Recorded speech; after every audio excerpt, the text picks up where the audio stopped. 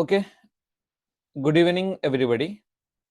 നമ്മൾ ഈ ഒരു സ്റ്റാർട്ടിങ് അഥവാ ഒരു ബിഗിനേഴ്സിന് എങ്ങനെ കറണ്ട് അഫേഴ്സുമായിട്ട് പരിചയപ്പെടാം എന്നതാണ് നമ്മൾ ഇന്ന് ഡിസ്കസ് ചെയ്യുന്ന ടോപ്പിക്.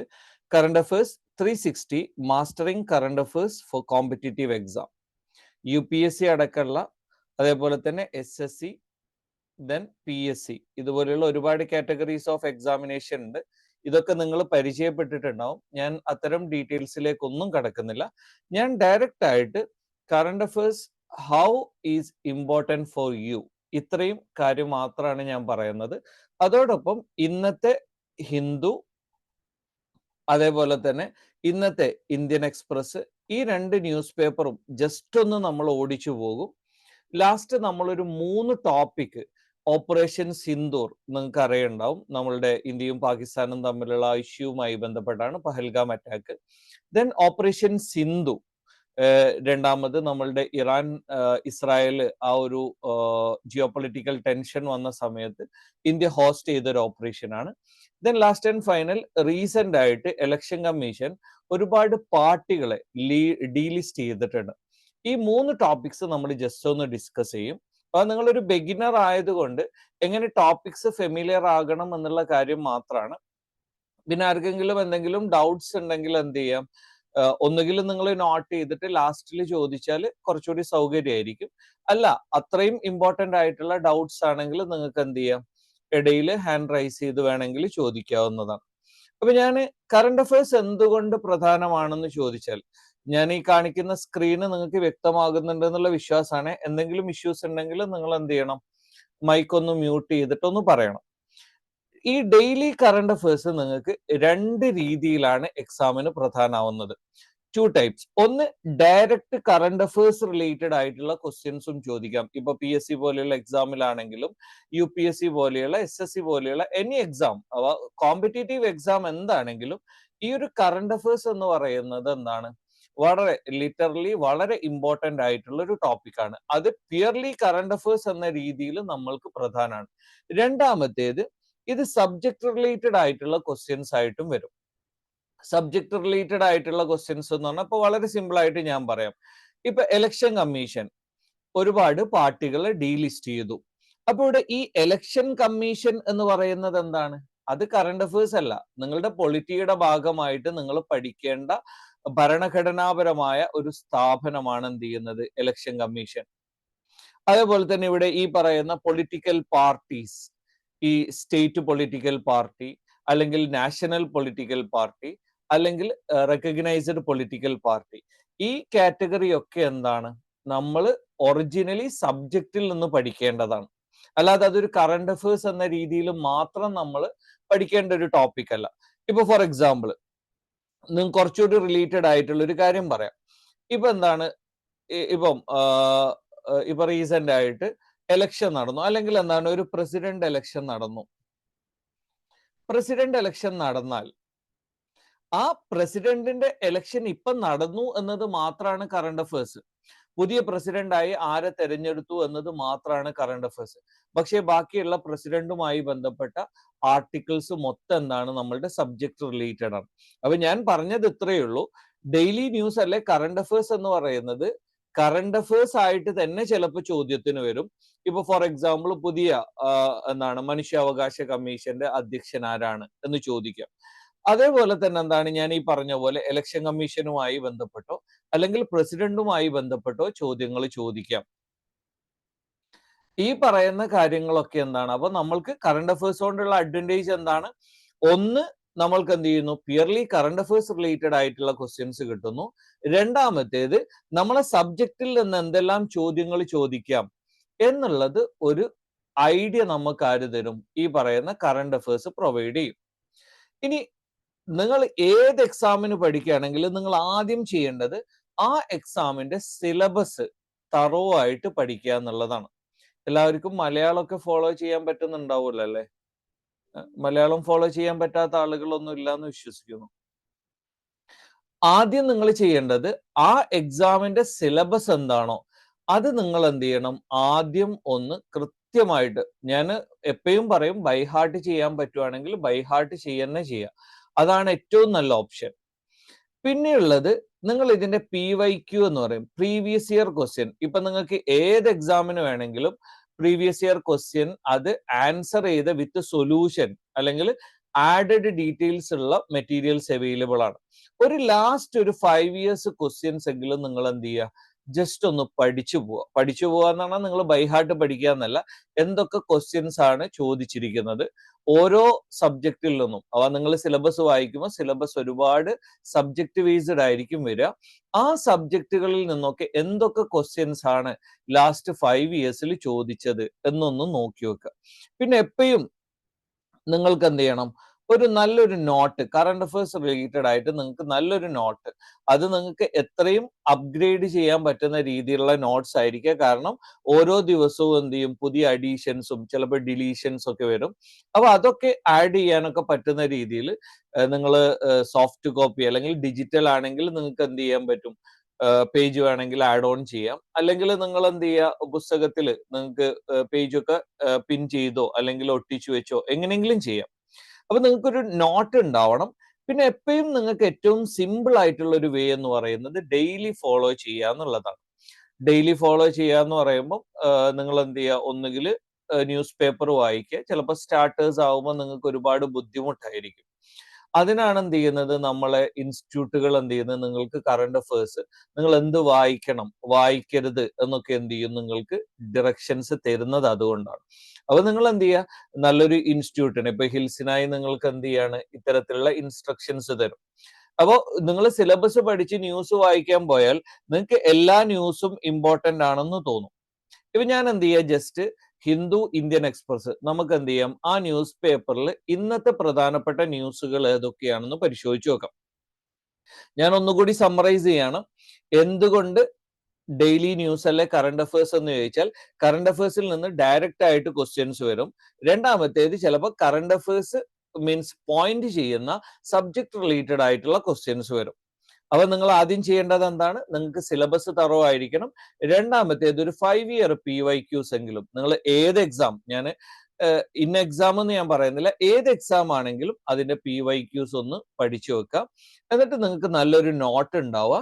നിങ്ങൾ പറ്റുമെങ്കിൽ ഏറ്റവും ബെറ്റർ എന്താണ്, ഡെയിലി ഫോളോ ചെയ്യുന്നതാണ്. അപ്പൊ ഇനി ഇന്നത്തെ ഹിന്ദുവില് ഞാൻ മീൻസ് ഡീറ്റെയിൽസ് ഒന്നും പറയില്ല, ഞാൻ ജസ്റ്റ് കാര്യങ്ങൾ മാത്രം പറഞ്ഞു പോവാണ്. ഒന്നാമത്തെ കാര്യം, ഇവിടെ BRICS will create balanced multipolar order. ഇവിടെ ബ്രിക്സ് എന്ന് പറയുന്നത് ഒരു ഇന്റർനാഷണൽ ഓർഗനൈസേഷൻ ആണ്. അപ്പൊ ഈ ബ്രിക്സ് എന്ന് പറയുന്ന ടോപ്പിക് എന്താണ്, നിങ്ങൾക്ക് ഇമ്പോർട്ടന്റ് ആണ്. 2-3 രീതിയിൽ ഇമ്പോർട്ടന്റ് ആണ്. ബ്രിക്സ് എന്ന് പറയുന്നത് ഒരു ഇന്റർനാഷണൽ ഓർഗനൈസേഷൻ ആണ്. സെക്കൻഡ് വൺ, ഇതിൽ ഇന്ത്യ എന്താണ്, ഇതിൽ മെമ്പർ ആണ്. അതേപോലെ തന്നെ എന്താണ്, ഇപ്പം ബ്രിക്സ് റീസെന്റ് ആയിട്ട് ആകെ ബ്രിക്സിൽ 5 രാജ്യങ്ങളായിരുന്നു ഉണ്ടായിരുന്നത്. Brazil, Russia, India, China. ആദ്യം 4 രാജ്യങ്ങളായിരുന്നു. പിന്നീട് സൗത്ത് ആഫ്രിക്ക എന്ത് ചെയ്തു, ഇതിൽ ആഡ് ഓൺ ചെയ്തു. അപ്പൊ എന്ത് ചെയ്തു, 5 ആയി. ഇപ്പോ 6 രാജ്യങ്ങളെ കൂടി ആഡ് ഓൺ ചെയ്യാനുള്ള ഡിസിഷൻ ഉണ്ടായിരുന്നു. പക്ഷെ അർജന്റീന എന്ത് ചെയ്തു, പിന്മാറി. അതോടുകൂടി ഇപ്പൊ 5+5 10 രാജ്യങ്ങളായിട്ടുണ്ട്. അപ്പൊ ബ്രിക്സ് എന്ന് പറയുന്നത് പ്യുവർലി നിങ്ങളുടെ സബ്ജക്ട് റിലേറ്റഡ് ആയിട്ടുള്ള ഒരു ടോപ്പിക് ആണ്. അപ്പൊ ഈ ഒരു ടോപ്പിക് നിങ്ങളോട് ചോദിച്ചത് എവിടുന്നാണ്, ബ്രിക്സുമായിട്ട് ബന്ധപ്പെട്ട ന്യൂസ് പത്രത്തിൽ വന്നു എന്നതുകൊണ്ടായിരിക്കും നിങ്ങളോട് ഈ ചോദ്യം ചോദിക്കുന്നത്. First one. രണ്ടാമത്തേത്, നമ്മളെ പഹൽഗാം അറ്റാക്ക് നടന്നു, അതിൽ ആരാണോ പെർപെച്വേറ്റേഴ്സ് അപ്പൊ അവരെ നിയമത്തിന് മുമ്പിൽ കൊണ്ടുവരണം എന്നുള്ളൊരു കാര്യം. ഇവിടെ ക്വാഡ് എന്ന് പറയുന്നത് ഇത് ബ്രിക്സ് പോലെ തന്നെ ഒരു സംഘടനയാണ്. ക്വാഡ് എന്ന് പറയും, ക്വാഡിലാറ്ററൽ എന്ന് പറയും. ക്വാഡിലാറ്ററൽ എന്ന് പറഞ്ഞാൽ ഇന്ത്യ ഉണ്ട്, US ഉണ്ട്, ഓസ്ട്രേലിയ ഉണ്ട്, ദെൻ അടുത്തൊരു രാജ്യം കൂടി ഉണ്ടല്ലോ, India, US, Australia, I think Japan. Yes, I think Japan. ഈ പറയുന്ന 4 രാജ്യങ്ങൾ കൂടുന്നതാണ് എന്ത് ചെയ്യുന്നത്, ക്വാഡ് എന്ന് പറയുന്നത്. ക്വാഡ്രിലാറ്ററൽ എന്ന് പറയും. അവ ഈ രാജ്യങ്ങൾ നിങ്ങൾ മാപ്പിൽ വരച്ചാൽ ഏകദേശം എന്ത് ചെയ്യും, ഇതുപോലൊരു ക്വാഡ്രിലാറ്ററൽ പോലെ എന്ത് ചെയ്യും, നിങ്ങൾക്ക് ഈ മാപ്പ് കിട്ടും. അപ്പൊ അതുകൊണ്ടാണ് ഈ ഒരു ക്വാഡ് എന്ന് പറയുന്നത്. അപ്പൊ ഈ ന്യൂസും എന്താണ്, നമ്മൾക്ക് ഇമ്പോർട്ടന്റ് ആണ്. പിന്നെ ഒന്നാമത്തെ പേജിൽ വേറെ അത്ര പ്രധാനപ്പെട്ട ന്യൂസ് ഒന്നുമില്ല. പിന്നെ ഇവിടെ ഹൈക്കോടതിയുടെ ഹൈക്കോടതിയുടെ എന്തെങ്കിലും മീൻസ് ഹൈക്കോടതി പറയുന്ന എല്ലാ കാര്യങ്ങളൊന്നും പ്രധാനമല്ല കേട്ടോ. ഹൈക്കോർട്ട് എന്ന് പറയുന്നത് നമ്മളുടെ പൊളിറ്റിയുടെ സിലബസിന്റെ ഭാഗമാണ്. ഹൈക്കോർട്ട് എന്തെങ്കിലും ഇമ്പോർട്ടന്റ് ആയിട്ടുള്ള വേർഡിക്റ്റുകൾ എന്തെങ്കിലും നടത്തിയിട്ടുണ്ടെങ്കിൽ, ചിലപ്പോൾ ഹ്യൂമൻ റൈറ്റ്സ് റിലേറ്റഡ് ആയിട്ടോ അല്ലെങ്കിൽ ഏതെങ്കിലും ആക്ടുകൾ റിലേറ്റഡ് ആയിട്ടോ എന്തെങ്കിലും ഇമ്പോർട്ടന്റ് ആയിട്ടുള്ള എന്തെങ്കിലും വേർഡിക്റ്റ് നടത്തിയിട്ടുണ്ടെങ്കിൽ മാത്രം നിങ്ങൾ എന്ത് ചെയ്യുക, ശ്രദ്ധിക്കുക. ഇനി ഈ പേജിൽ വേറെ പ്രധാനപ്പെട്ട ന്യൂസുകളൊന്നും തന്നെ ഇല്ലേ. അടുത്ത പേജിലേക്ക് നമ്മൾ പോകുമ്പോഴും ഇവിടെ SC സുപ്രീം കോർട്ട് എന്ന് പറയുന്നത് നമ്മളുടെ സബ്ജക്റ്റിന്റെ പാർട്ടാണ്. അത് മാത്രം എന്ത് ചെയ്യണം, നമ്മളൊന്ന് ശ്രദ്ധിക്കണം. ഇനി ബാക്കിയുള്ള ന്യൂസുകളൊന്നും പ്രധാനമല്ല. ഇവിടെ മൺസൂൺ സെഷൻ, പാർലമെന്റ് അറിയാലോ, നമ്മളുടെ ലോക്സഭ, പാർലമെന്റ്. ഈ പാർലമെന്റ് സെഷൻസ് 3 സെഷൻസ് ആണുള്ളത്. ഒന്ന് മൺസൂൺ, ദെൻ വിന്റർ, ദെൻ എന്താണ് ബജറ്റ് സെഷൻ. ആ മൺസൂൺ സെഷൻ ജൂലൈ 21 മുതൽ ഓഗസ്റ്റ് 21 വരെ നടക്കുന്ന പറയുന്നത്. അപ്പൊ ഈ ഒരു മൺസൂൺ സെഷൻ, അപ്പൊ പാർലമെന്റ് സെഷൻസ് ഏതൊക്കെയാണ് എന്നത് നിങ്ങൾ എന്ത് ചെയ്യുക, അതും സബ്ജക്റ്റ് ആണ്, പ്യുവർലി കറണ്ട് അഫേഴ്സ് അല്ല. അതിൽ നിന്ന് ചോദ്യം വരെ മിക്കവാറും സബ്ജക്ട് റിലേറ്റഡ് ആയിരിക്കും. ഇനി അടുത്തൊരു കാര്യം, ഇവിടെ ഫ്ലാഷ് ഫ്ലഡ് എന്ന് പറയുന്നത് നിങ്ങൾ കാണുന്നുണ്ട് എന്നാണ് കേട്ടോ ഞാൻ പ്രതീക്ഷിക്കുന്നത്. എന്തെങ്കിലും ഇഷ്യൂസ് ഉണ്ടെങ്കിൽ നിങ്ങൾ എന്ത് ചെയ്യണം, ഒന്നുകിൽ മൈക്ക് മ്യൂട്ട് ചെയ്തിട്ട് പറയണം, അല്ലെങ്കിൽ എന്താണ് നിങ്ങളൊന്ന് റൈസ് ചെയ്തിട്ട് മെസ്സേജോ എന്തെങ്കിലും ഒന്ന് ചെയ്യണം. അപ്പൊ ഇതില് ഫ്ലാഷ് ഫ്ലഡ് എന്ന് പറയുന്ന ഒരു കാര്യമുണ്ട്. ഫ്ലാഷ് ഫ്ലഡ് സാധാരണ എങ്ങനെയാ ഫ്ലഡ് ഉണ്ടാവുക? മഴ പെയ്യുന്ന സമയത്ത് റിവറുകളൊക്കെ ഓവർഫ്ലോ ചെയ്തിട്ട് എന്ത് ചെയ്യും, മീൻസ് ഇതൊരു ഗ്രാജുവൽ ആയിട്ടുള്ള പ്രോസസ് ആണ് സാധാരണ രീതിയിലുള്ള ഫ്ലഡ്. ഇനി ഞാനൊരു എക്സാമ്പിൾ പറയാം. ഇപ്പൊ ഫോർ എക്സാമ്പിൾ ഇതൊരു മലയോര മേഖലയാണ്. അപ്പൊ ഒരു ഗ്ലാഷ്യർ മെൽറ്റ് ചെയ്തിട്ട് ഇവിടെ എന്ത് ചെയ്യുന്നുണ്ട്, ഒരു ഗ്ലേഷ്യൽ ലേക്ക് ഉണ്ട്. ഗ്ലേഷ്യർ എന്ന് പറഞ്ഞാൽ മഞ്ഞുമലയാണ്. മഞ്ഞുമല ഒരുങ്ങിയിട്ട് വരുന്ന വഴിക്ക് എന്ത് ചെയ്യുന്നുണ്ട്, ഇവിടെ ഒരു ലേക്ക് ഫോം ചെയ്തിട്ടുണ്ട്. ഈ ലേക്ക് ഫോം ചെയ്തത് എന്താണ്, നാച്ചുറലി ഫോം ചെയ്തതാണ്. അപ്പൊ ഇതിന്റെ സൈഡൊക്കെ എന്തായിരിക്കും, ഈ പറയുന്ന ഡെബ്രിസ്, വേസ്റ്റുകൾ വന്ന് അടഞ്ഞിട്ടായിരിക്കും ഈ ലേക്ക് ഫോം ചെയ്തിട്ടുണ്ടാവുക. അപ്പൊ നല്ല മഴ, അവ ഓൾറെഡി മഞ്ഞുരുകിയിട്ട് വെള്ളം വന്നിട്ട് ഈ ലേക്ക് ഫുൾ ആയിട്ടുണ്ട്. ഇതിലേക്ക് എന്ത് ചെയ്യുക, ശക്തമായ മഴ കൂടി വരുമ്പം ഈ ഒരു വാട്ടറിനെ ബിയർ ചെയ്യാൻ ഈ പറയുന്ന ഡെബ്രിസ് കൊണ്ട് ക്രിയേറ്റ് ചെയ്ത ബൗണ്ടറിക്ക് കഴിയാതെ വരും. അപ്പൊ എന്ത് ചെയ്യും, അത് മൊത്തമായിട്ട് കൊളാപ്സ് ആവും. അപ്പൊ കൊളാപ്സ് ആകുമ്പം ഇത്രയും എമൗണ്ട് ഓഫ് വാട്ടർ എന്ത് ചെയ്യും, പെട്ടെന്നാണ് എന്ത് ചെയ്യുന്നത്, സ്പ്രെഡ് ചെയ്യുന്നത്. ആ പെട്ടെന്ന് സ്പ്രെഡ് ചെയ്യുമ്പോൾ അത് നമ്മൾക്ക് എന്ത് ചെയ്യാൻ പറ്റില്ല, സാധാരണ ഗ്രാജുവൽ ആയിട്ട് ഉണ്ടാവുന്ന ഒരു ഫ്ലഡ് പോലെ ആയിരിക്കില്ല, പെട്ടെന്നായിരിക്കും. നമ്മൾ എന്ത് ചെയ്യും, ഉറങ്ങുന്ന സമയത്ത് ഒരു പ്രശ്നമില്ല, രാവിലെ എണീറ്റപ്പോഴേക്കും എന്ത് ചെയ്തു, വെള്ളം വന്ന് എല്ലാം നശിച്ചു പോയി എന്ന് പറയാം. അതുപോലെയുള്ള ഇവന്റുകൾക്കാണ് നമ്മൾ എന്ത് ചെയ്യുക, ഫ്ലാഷ് ഫ്ലഡ്സ് എന്ന് പറയാം. ഇപ്പൊ ഇതുപോലെയുള്ള ജോഗ്രഫിക്കൽ ടേംസ് ഉണ്ടെങ്കിൽ നമ്മൾ എന്ത് ചെയ്യുക, ഒന്ന് ശ്രദ്ധിക്കണം. ഇനി വേറെ ഇതില് ഇവിടെ എന്താണ് കോൽഹാപുരി ചപ്പൽ, ഇത് ഇന്നത്തത് മാത്രമല്ല കേട്ടോ, 2-3 ദിവസം മുമ്പ് ഇതേ ന്യൂസ് ഉണ്ടായിരുന്നു. സംഭവം എന്താന്ന് വെച്ചാല്, ഒരു ഇറ്റാലിയൻ കമ്പനി, പ്രാഡ എന്ന് പറയുന്ന ഒരു ഇറ്റാലിയൻ കമ്പനി പുതിയൊരു ലെതറിന്റെ ചെരുപ്പ് ഇറക്കി.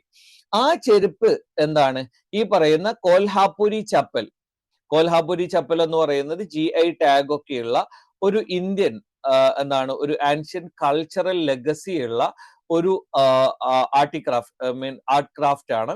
അപ്പൊ ഹാൻഡിക്രാഫ്റ്റ്. അപ്പൊ അതുകൊണ്ടാണ് എന്ത് ചെയ്യുന്നത്, അതുമായിട്ട് റിസംബ്ലൻസ് ഉണ്ട്, അഥവാ അതുമായിട്ട് കാഴ്ചയിൽ സാമ്യമുണ്ട്. സാധാരണ രീതിയിൽ നമ്മൾ എന്ത് ചെയ്യും, നമ്മൾ വേറൊരാളത്ത് നിന്ന് കടമെടുത്തതാണെങ്കിൽ നമ്മൾ എന്ത് ചെയ്യും, ഇൻസ്പയർഡ് ബൈ എന്ന് പറയും. ഈ പ്രാഡ എന്ന് പറയുന്ന കമ്പനി എന്ത് ചെയ്തിട്ടില്ല, ഈ ഇന്ത്യൻ ഇൻസ്പയർഡ് ആണ് എന്നൊന്നും പറയാതെയാണ് എന്ത് ചെയ്തത്, ഒരു പുതിയ ഒരു പ്രൊഡക്റ്റ് അല്ലെങ്കിൽ ഒരു പുതിയ ഡിസൈൻ ലോഞ്ച് ചെയ്തത്. അപ്പൊ ഇതിനെതിരെ വിമർശനങ്ങളൊക്കെ വന്നപ്പോ എന്ത് ചെയ്തു, ഇത് കോൽഹാപുരി ഇൻസ്പയർഡ് ആണ് എന്ന് പറഞ്ഞു.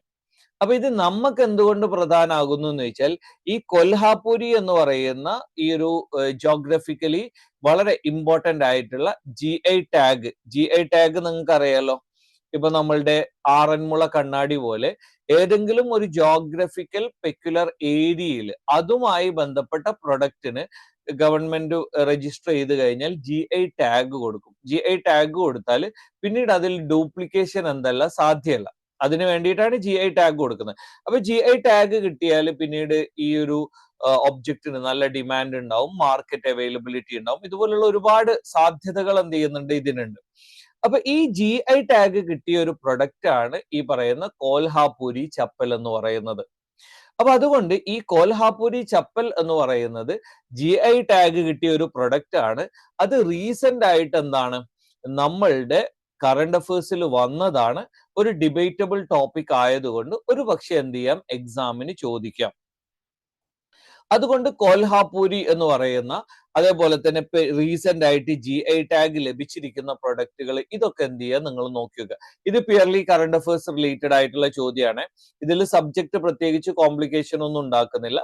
GI ടാഗിൽ പുതിയ അഡീഷൻസോ അല്ലെങ്കിൽ എന്തെങ്കിലും ഡിബേറ്റുകളോ ഒക്കെ നടന്ന കാര്യങ്ങൾ ഉണ്ടെങ്കിൽ ജസ്റ്റ് ഒന്ന് ശ്രദ്ധിക്കുക എന്ന് പറയുന്നത് നമ്മൾ മനസ്സിലാക്കേണ്ട ഒരു ഫാക്റ്റ് ആണ്. ഓക്കെ, നെക്സ്റ്റ് വൺ, ഇവിടെ RTI എന്ന് പറയുന്നത് റൈറ്റ് ടു ഇൻഫർമേഷൻ ആക്ട് എന്ന് പറയും. ഇപ്പൊ RTIയുടെ ഈ ഒരു വാലിഡിറ്റി അല്ലെങ്കിൽ അതുമായിട്ട് ബന്ധപ്പെട്ട ഒരുപാട് കൺഫ്യൂഷൻസ് ഉണ്ട് കേട്ടോ. അതൊന്നും നിങ്ങൾ ശ്രദ്ധിക്കണം എന്ന് ഞാൻ പറയുന്നില്ല. RTI റൈറ്റ് ടു ഇൻഫർമേഷൻ, അപ്പൊ അതുമായിട്ട് ബന്ധപ്പെട്ട കാര്യം, ഇപ്പൊ ഡിജിറ്റൽ പ്ലാറ്റ്ഫോമുകൾ വന്നു അല്ലെ, ഡിജിറ്റൽ ഫോർമാറ്റുകളൊക്കെ വന്നിട്ടുണ്ട്. അതുമായി ബന്ധപ്പെട്ട RTI റൈറ്റ് ടു ഇൻഫർമേഷൻ, നിങ്ങൾക്കറിയാലോ 2005 വന്നൊരു നിയമമാണ് വിവരാവകാശ നിയമം എന്ന് പറയും. അഥവാ ഗവൺമെന്റ് എന്താണ് ചെയ്യുന്നത് എന്ന് ജനങ്ങൾക്ക് അറിയാനുള്ള അവകാശം. ഇപ്പൊ ഗവൺമെന്റ് ഒരു പദ്ധതി പ്രഖ്യാപിച്ചു, ഒരു 100 കോടിയുടെ പദ്ധതി പ്രഖ്യാപിച്ചു. അപ്പൊ ഇവര് ഈ 100 കോടി കൊണ്ട് എന്താണ് ചെയ്തത് എന്ന് അറിയാൻ വേണ്ടിയിട്ട് എന്ത് ചെയ്യാം, ഒരു പൗരന് എന്ത് ചെയ്യാം, ഏത് ഓഫീസാണോ, ഇപ്പൊ പഞ്ചായത്താണ്, പഞ്ചായത്തിൽ എന്ത് ചെയ്യാം, വിവരാവകാശത്തിന് അപേക്ഷിക്കാം. അപ്പൊ അയാൾക്ക് എന്ത് ചെയ്യണം, ഒരു നിശ്ചിത സമയപരിധിക്കുള്ളിൽ എന്ത് ചെയ്യണം, ആ വിവരം കൊടുക്കണം. കൊടുത്തിട്ടില്ലെങ്കിൽ അയാൾക്ക് എന്ത് ചെയ്യാം, ഇൻഫർമേഷൻ കമ്മീഷണർക്ക് കംപ്ലൈന്റ് ചെയ്യാം. അപ്പൊ ഗവൺമെന്റ് അല്ലെങ്കിൽ ഗവൺമെന്റ് മീൻസ് ആരെയാണോ ബാധ്യതപ്പെടുത്തിയത് അവരെന്ത് ചെയ്തു എന്ന് ജനങ്ങൾക്ക് അറിയാനുള്ള അവകാശമാണ്. അപ്പൊ ഇത് നമ്മൾ നിർബന്ധമായിട്ടും പഠിക്കണം, നമ്മളെ സിലബസിന്റെ ഭാഗമാണ്. അതേപോലെ തന്നെ ഇപ്പൊ റീസെന്റ് ആയിട്ടുള്ള ആക്സിയം 4, നിങ്ങൾ എല്ലാവരും പത്രം വായിക്കുന്ന ആളുകളോ ന്യൂസ് കേൾക്കുന്ന ആളുകളോ ആണെങ്കിൽ ഒരുപാട് പ്രാവശ്യം ഡിലേ ആയ ഒരു പ്രൊജക്റ്റ് ആണ് ആക്സിയം 4 മിഷൻ. അപ്പൊ ഇത് റീസെന്റ് ആയിട്ട് എന്ത് ചെയ്തു, ലോഞ്ച് ചെയ്തു. അവരെന്ത് ചെയ്തു, ഇന്റർനാഷണൽ സ്പേസ് സ്റ്റേഷനിലെത്തി. അതിൽ ഇന്ത്യൻ വംശജനായ സുഭാൻഷു ശുക്ല, അദ്ദേഹം എന്താണ്, ആ ഒരു 4-അംഗ സംഘത്തിന്റെ പാർട്ടാണ്. അപ്പൊ അതുകൊണ്ട് തന്നെ അതുമായി ബന്ധപ്പെട്ട ഡെവലപ്മെന്റ്, പിന്നെ ISRO എന്ത് ചെയ്യുന്നുണ്ട്, ഗഗൻയാൻ എന്ന് പറയുന്ന ഒരു മിഷൻ ലോഞ്ച് ചെയ്യാൻ എന്ത് ചെയ്യുന്നുണ്ട്, തയ്യാറെടുപ്പിലാണ്. അവ മനുഷ്യനെ സ്പേസിലേക്ക്, നമ്മളിപ്പോ ചന്ദ്രയാനിൽ പോയതൊക്കെ മനുഷ്യനൊന്നുമില്ല, ജസ്റ്റ് പോയത് എന്താണ്, ആ ഒരു ചന്ദ്രയാൻ 3യും അതിന്റെ ക്യാമറയും മാത്രമേ ഉള്ളൂ, മനുഷ്യൻ അതിലില്ല. അപ്പൊ ഇനി നമ്മൾ സ്പേസിലേക്കും ചന്ദ്രനിലേക്കൊക്കെ മനുഷ്യനെ വിടാൻ വേണ്ടിയിട്ടുള്ള ഒരു പദ്ധതിയാണ് ഗഗൻയാൻ. അപ്പൊ ഈ ISROയുമായി ബന്ധപ്പെട്ട എന്തെങ്കിലും മിഷൻസ് ഒക്കെ ഉണ്ടെങ്കിൽ അതൊക്കെ നമുക്ക് എന്താണ്, ഇമ്പോർട്ടന്റ് ആണ്. ഇനി അടുത്തൊരു കാര്യം, ഇതൊക്കെ എഡിറ്റോറിയൽ ആണ്. ഞാൻ പിന്നെ എഡിറ്റോറിയൽ നിങ്ങൾ വെറുതെ കൺഫ്യൂസ് ആക്കുന്നില്ല. എഡിറ്റോറിയൽ എന്ന് പറയുന്നത് വളരെ സബ്ജക്റ്റീവ് ആയിട്ടുള്ള കാര്യങ്ങളായിരിക്കും. ഇപ്പൊ വളരെ സബ്ജക്റ്റീവ് ആയിട്ട് എന്ന് പറഞ്ഞാൽ ചിലപ്പോൾ എന്തെങ്കിലും കൺസെപ്റ്റുകളായിരിക്കാം. ഇത് ഫിനാൻസ് ഡെവലപ്മെന്റുമായിട്ട് ബന്ധപ്പെട്ടതാണ്. അതേപോലെ തന്നെ അടുത്തൊരു കാര്യം, ഇവിടെ കമ്പാഷൻ, പ്രയോറിറ്റൈസിങ് പാലിയേറ്റീവ് കെയർ. ഇത് സിമ്പിൾ ആയിട്ട് പറഞ്ഞാൽ, കമ്പാഷൻ എന്ന് പറഞ്ഞാൽ നിങ്ങൾ ഒരു ഡോക്ടറാണ് അല്ലെങ്കിൽ നിങ്ങൾ ഒരു നേഴ്സാണ്.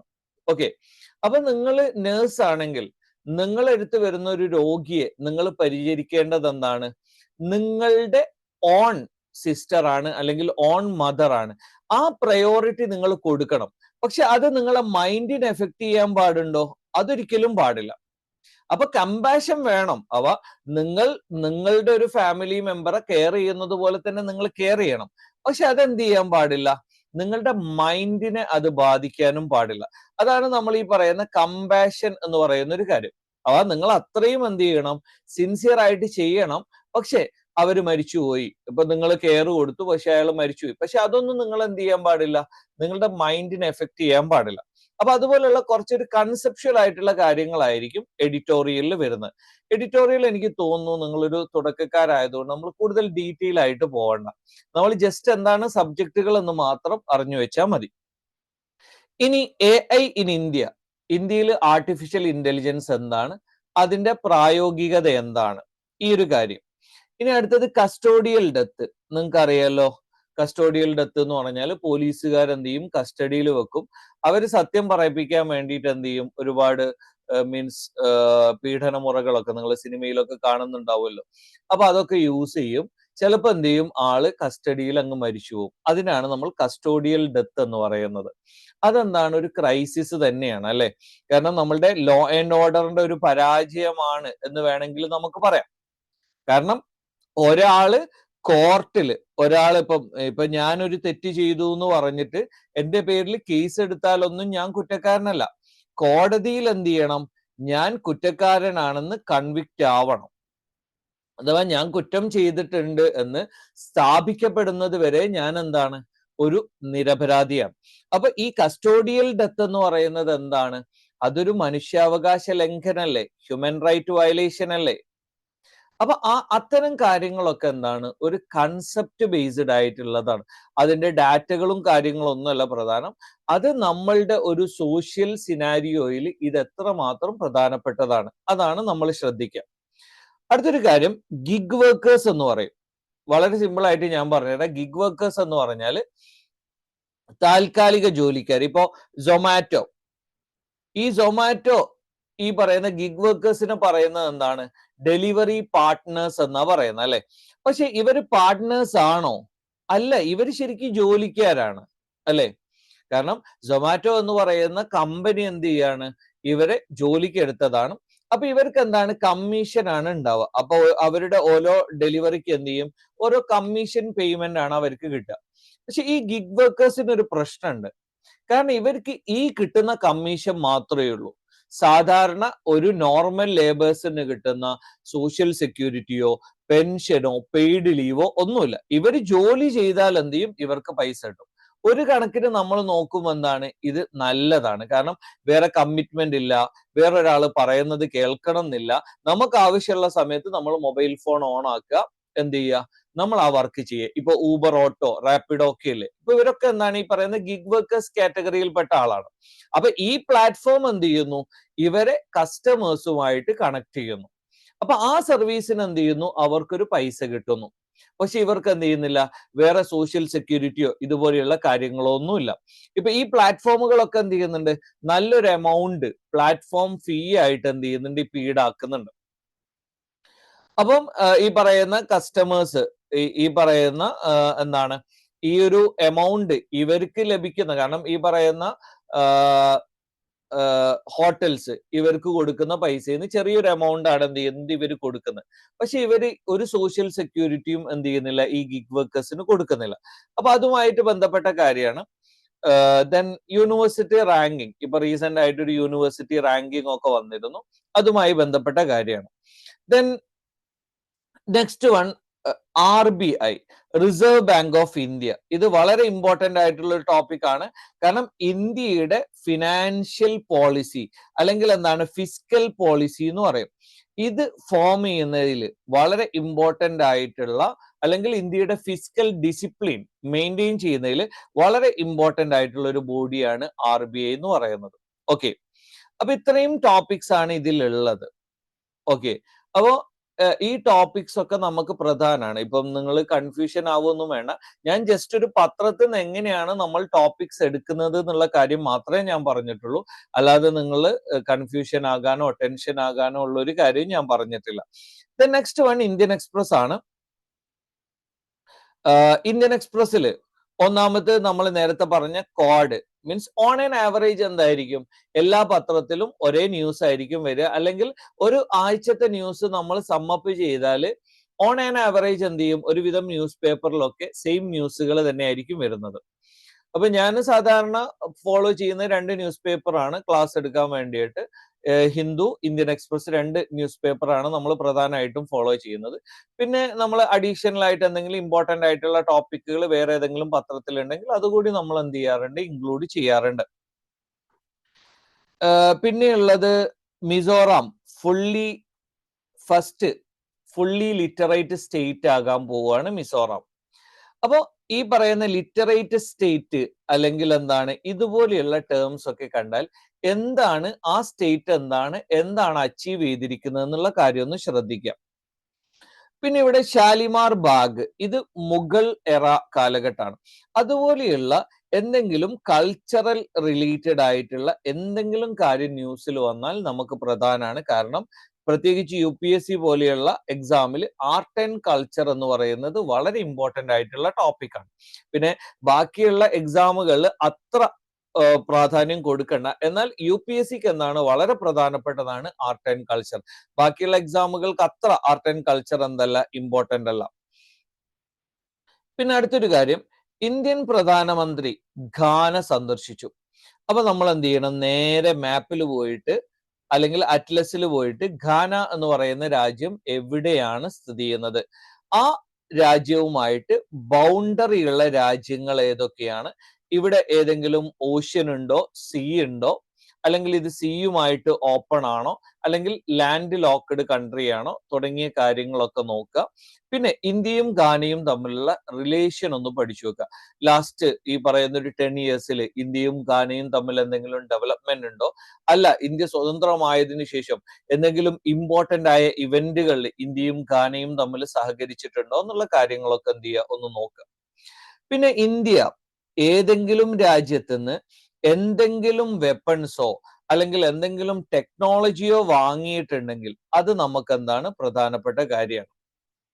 എന്താണ്, നമ്മൾ ഏതെങ്കിലും രാജ്യത്തുനിന്ന് എന്തെങ്കിലും ടെക്നോളജിയോ അല്ലെങ്കിൽ എന്തെങ്കിലും വെപ്പൺസോ അല്ലെങ്കിൽ എന്തെങ്കിലും ഈ പറയുന്ന ഫ്ലൈറ്റുകളോ അല്ലെങ്കിൽ മിസൈൽസോ ഇതുപോലെയുള്ള എന്തെങ്കിലും സാധനം വാങ്ങിയിട്ടുണ്ടെങ്കിൽ, അല്ലെങ്കിൽ നമ്മൾ ഒരു ISROയുടെ ഒരു പ്രൊജക്ട്, ഇപ്പൊ ഫോർ എക്സാമ്പിൾ ഗഗൻയാൻ ഗഗൻയാൻ എന്ന് പറയുന്ന പ്രൊജക്ട് വേണ്ട, നിസാർ എന്ന് പറയുന്ന ISROയുടെ ഒരു പ്രൊജക്ട് ഉണ്ട്. അത് ISROയും നാസയും തമ്മിൽ സഹകരിച്ചിട്ടാണ്. അപ്പൊ ഇതിൽ നമ്മൾ ഏതൊക്കെ ടെക്നോളജിയാണ് നമ്മൾ കോൺട്രിബ്യൂട്ട് ചെയ്യുന്നത്, അതേപോലെ തന്നെ എന്താണ്, ഏതൊക്കെ ടെക്നോളജിയാണ് നമ്മളുടെ US അല്ലെങ്കിൽ നാസ കോൺട്രിബ്യൂട്ട് ചെയ്യുന്നത് എന്നുള്ള കാര്യം. പിന്നെ ഇവിടെ ദലൈലാമ എന്ന് പറയുമ്പോൾ നിങ്ങൾക്കറിയാം ടിബറ്റുമായി ബന്ധപ്പെട്ട ഒരു കാര്യമാണ്. അപ്പൊ ഈ ദലൈലാമക്ക് നമ്മൾ എന്ത് ചെയ്തിട്ടുണ്ട്, അഭയം നൽകിയിട്ടുണ്ട്. അഥവാ അവര് റെഫ്യൂജിയാണ്, നമ്മൾ എന്ത് ചെയ്തിട്ടുണ്ട്, അവർക്ക് അഭയം നൽകിയിട്ടുണ്ട്. അവർക്ക് മാത്രമൊന്നുമല്ല, ഇപ്പൊ ഷെയ്ഖ് ഹസീന, ഇപ്പം ഡിബേറ്റബിൾ ആയിട്ടുള്ള ഒരു ടോപ്പിക്കാണ്, ബംഗ്ലാദേശിന്റെ തൊട്ടു മുമ്പത്തെ പ്രൈം മിനിസ്റ്റർ, അവർ ഇന്ത്യയിൽ അഭയം തേടി, ഇന്ത്യ അഭയം കൊടുത്തു. അവര് യഥാർത്ഥത്തിൽ അഭയം തേടി വന്നതല്ല, അവര് UK പോകുന്ന വഴിക്ക് ഇന്ത്യയിൽ വന്നതാണ്. പക്ഷെ UK അവർക്ക് എന്ത് ചെയ്യുന്നില്ല, അഭയം അസീലം നൽകിയില്ല. അതുകൊണ്ട് തന്നെ അവരെന്താണ്, ഇന്ത്യയിൽ സ്റ്റെക്ക് ഓൺ ആണ്. അപ്പൊ ഇതുപോലെയുള്ള ഇമ്പോർട്ടന്റ് ആയിട്ടുള്ള ഏതെങ്കിലും പേഴ്സണാലിറ്റിയോ അവരെന്തെങ്കിലും സ്റ്റേറ്റ്മെന്റോ കാര്യങ്ങളോ ഒക്കെ നടത്തിയാൽ നിങ്ങൾ എന്ത് ചെയ്യണം, ഒന്ന് ശ്രദ്ധിക്കണം. പിന്നെ അത്ര ഇമ്പോർട്ടന്റ് ആയിട്ടുള്ള ടോപ്പിക്സ് ഒന്നുമില്ല. ഇത് ഡൽഹിയുമായിട്ട് റിലേറ്റഡ് ആണ്, അത്ര പ്രധാനപ്പെട്ട ഒന്നുമല്ല. നിങ്ങൾ ജസ്റ്റ് എന്ത് ചെയ്താൽ മതി, ഒന്ന് അറിഞ്ഞു വെച്ചാൽ മാത്രം മതി. ദെൻ ഇതൊക്കെ ഡൽഹി റിലേറ്റഡ് ആയിട്ടുള്ള കുറച്ച് ടോപ്പിക്സ് ആണ്. സാധാരണ രീതിയിൽ ഇന്ത്യൻ എക്സ്പ്രസിലുള്ള എഡിറ്റോറിയൽ വളരെ മീൻസ് സ്പെസിഫിക് ആയിട്ടുള്ള ടോപ്പിക്കുകൾ വരാറുണ്ട്. ഇന്ന് അത്ര നമ്മളെ ഒരു UPSC പോയിന്റ് ഓഫ് വ്യൂവിൽ അത്ര പ്രധാനപ്പെട്ട ടോപ്പിക്കുകളൊന്നും ഇതിൽ കാണുന്നില്ല. പിന്നെ ഇവിടെ ഇറാനിൽ ഇപ്പൊ അമേരിക്ക അറ്റാക്ക് ഒക്കെ നടത്തിയല്ലോ. IAEA അവ ഇന്റർനാഷണൽ ആറ്റമിക് എനർജി ഏജൻസി എന്ന് പറയുന്ന ഒരു സംവിധാനം. ഇവരാണ് ഈ പറയുന്ന ന്യൂക്ലിയർ പൊട്ടൻഷ്യലുമായിട്ട് ബന്ധപ്പെട്ട കാര്യങ്ങൾ ചെയ്യുക. അപ്പൊ ആ ഒരു ടോപ്പിക് എന്നാണ് നമുക്ക് ഇന്റർനാഷണൽ ഓർഗനൈസേഷൻ എന്ന് പറയുന്നതിൽ പ്രധാനം. അപ്പൊ ഇത്രയും കാര്യങ്ങളാണ് നമ്മൾക്ക് എന്ത് ചെയ്യാനുള്ളത്, ഇന്ന് ഇന്ത്യൻ എക്സ്പ്രസ് എന്ന് പഠിക്കാനുള്ളത്. അപ്പൊ ഞാനിപ്പോ എന്തിന് ഇത് ഉൾപ്പെടുത്തി എന്ന് ചോദിച്ചാൽ നിങ്ങൾ കൺഫ്യൂസിങ് ആക്കാൻ വേണ്ടിയിട്ടല്ല. അപ്പൊ ഡെയിലി ഓരോ ന്യൂസ് പേപ്പറിലും നമുക്ക് എന്ത് ചെയ്യാനുണ്ട്, ഒരുപാട് കാര്യങ്ങൾ. ഇപ്പൊ ഹിന്ദുവിൽ നിന്ന് നമ്മൾ ഒരുപാട് കാര്യങ്ങൾ പഠിച്ചു, ഇന്ത്യൻ എക്സ്പ്രസിൽ നിന്നും നമ്മൾ എന്ത് ചെയ്തു, കുറച്ച് ടോപ്പിക്കുകൾ കളക്ട് ചെയ്തു. ഇങ്ങനെ ഡെയിലി നമ്മൾ പഠിച്ചു പോയാൽ നമുക്ക് പഠിക്കാനും സിമ്പിൾ ആണ്, നമുക്ക് എന്ത് ചെയ്യാൻ പറ്റും, അതിന്റെ ഡീറ്റെയിൽസ് കൂടി കവർ ചെയ്യാൻ പറ്റും. നിങ്ങൾ ഇത് ഒന്നുകിൽ വീക്കിലിയിലേക്കോ അല്ലെങ്കിൽ എന്താണ് നിങ്ങൾ മന്ത്ലി ഒക്കെ മാറ്റുമ്പോഴുള്ള ഒരു പ്രശ്നം എന്താന്ന് വെച്ചാൽ നിങ്ങൾ മിക്കവാറും ഡിപ്പെൻഡ് ചെയ്യുന്നത് എന്തായിരിക്കും, ഏതെങ്കിലും ഒരു മാഗസിനെ ആയിരിക്കും നിങ്ങൾ ഡിപ്പെൻഡ് ചെയ്യുന്നത്. അപ്പൊ ഈ മാഗസിൻ ഇതിന്റെ ഇമ്പോർട്ടന്റ് ആയിട്ടുള്ള എല്ലാ ഡീറ്റെയിൽസും ചിലപ്പോൾ കവർ ചെയ്തോളണമെന്നില്ല.